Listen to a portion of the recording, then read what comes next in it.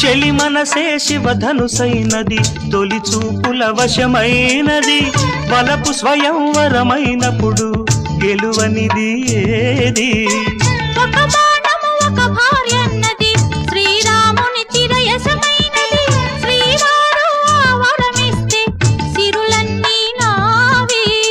తొలి చుక్కవు నీవే చుక్కానివి నీవే తుదిదాకా నీవే మరు జన్మకు నీవే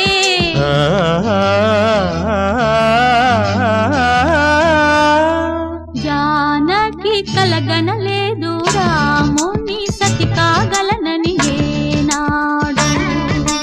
రాముడు అనుకోలేదు జానకి పతి కాగలనని ఆనాడు